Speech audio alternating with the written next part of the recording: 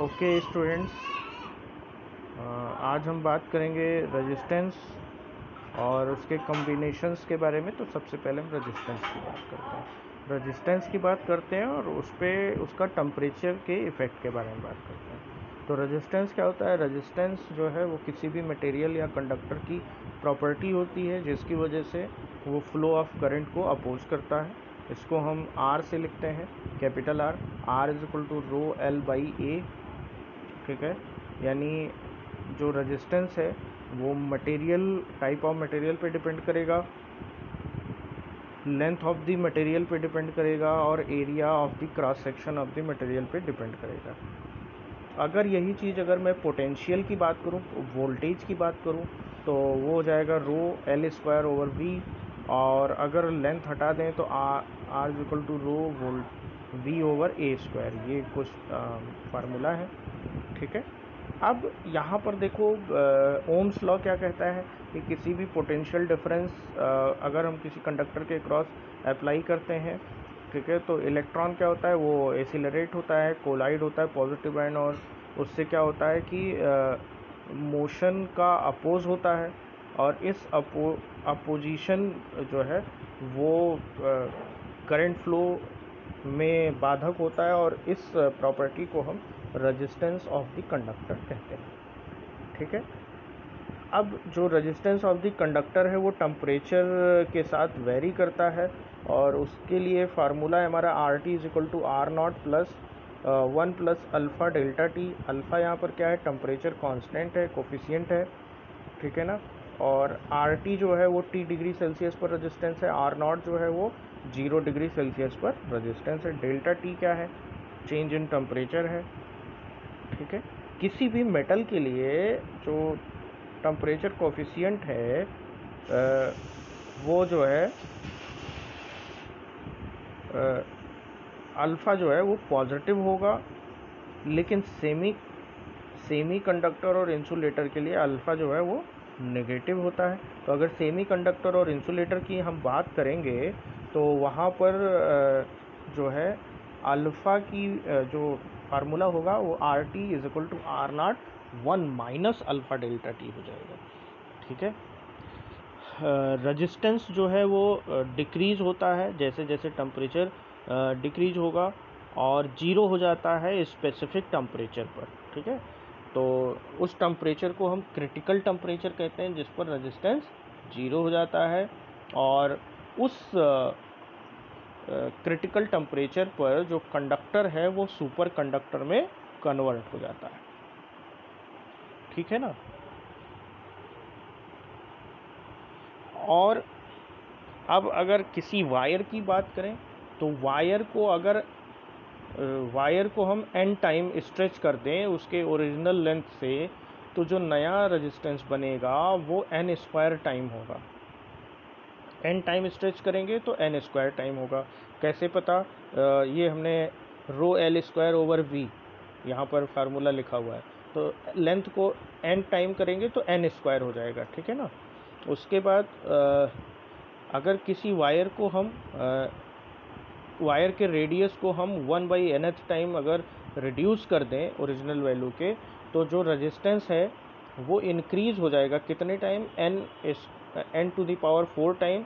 Similarly जो resistance है वो डिक्रीज हो जाएगा n/4 टाइम अगर रेडियस को हम n टाइम जो है वो इंक्रीज़ कर देते हैं। ठीक है, इसी फार्मूले से निकलेगा ये जो फार्मूला यहाँ पर है।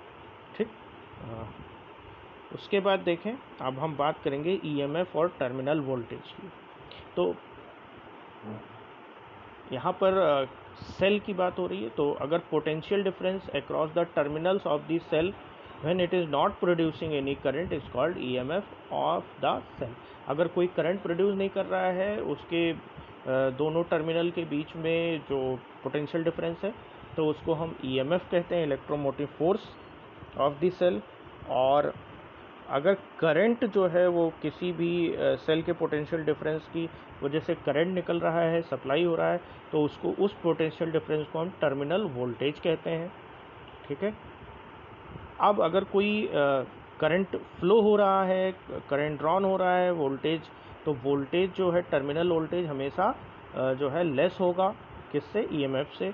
तो V is equal to EMF minus I R, ठीक है ना। स्मॉल आर क्या है इसमें, internal resistance of the cell है। आई क्या है, जो current flow in the cell है, current drawn by the cell है। अगर चार्जिंग है, at the time of charging cell current is supply to the cell, जो सेल करंट है वो सप्लाई होगा सेल की तरफ। The terminal voltage is greater than EMF, तो V is equal to EMF plus I R होगा, और discharging time में वो कम होगा, ठीक है ना। डिस्चार्जिंग टाइम में जब सेल डिस्चार्ज हो रहा होगा तो सेल जो है वो करंट सप्लाई करेगा तो माइनस होगा, और जब चार्ज हो रहा होगा तो जो सेल है वो करंट को ले रहा होगा, मतलब अपनी तरफ ले रहा होगा, तो वो करंट वहाँ पर जो E प्लस आई आर होगा, और जब वो डिस्चार्ज हो रहा होगा तो E माइनस आई आर होगा, ठीक है। Efficiency of the cell, efficiency क्या होती है, टोटल ये जो है अगर रेशियो होता है total potential difference over EMF का, इसको 100 से मल्टीप्लाई कर देंगे क्योंकि एफिशिएंसी हमेशा परसेंटेज में निकाला जाता है। Internal resistance, internal resistance of the cell क्या है, जो रेजिस्टेंस इलेक्ट्रोलाइट मटेरियल की वजह से रेजिस्टेंस जो ऑफ़र किया जाता है सेल को, उसको हम सेल का जो है इंटरनल रेजिस्टेंस कहते हैं, ठीक है ना। ये डेफिनेशन आप लोग लिख लेंगे, point wise definition, point wise नहीं लिखेंगे, डेफिनेशन वाइज लिखेंगे आप, ठीक है ना, क्लियर। अब जो कम्बिनेशन ऑफ सेल, और जब कम्बिनेशन ऑफ सेल हम लगा देंगे तो वो बैटरी बन जाती है, क्या बन जाती है, बैटरी। तो इसको 3 टाइप से लगा सकते हैं, एक तो सीरीज कम्बिनेशन, दूसरा पैरेलल कम्बिनेशन, और तीसरा मिक्स कम्बिनेशन, ठीक है ना, जिसको आइडेंटिकल सेल कहते हैं, बैटरी इसी से बनती है। तो सबसे पहले सीरीज़ कम्बिनेशन की बात करेंगे, तो सीरीज़ कम्बिनेशन में जो इक्विवेलेंट ईएमएफ होगा वो एडिशन हो जाएगा।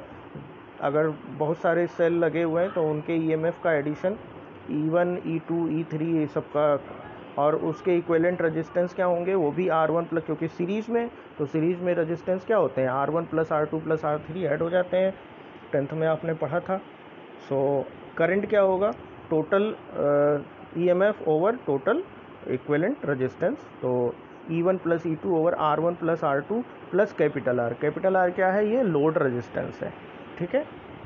तीसरा आता है पैरेलल कम्बिनेशन, तो पैरेलल कम्बिनेशन में क्या होगा, जो E इक्विवेलेंट है वो E1 R2 plus E2 R1 upon R1 plus R2, और R इक्विवेलेंट क्या होगा, parallel combination R1 R2 over R1 plus R2, ठीक है।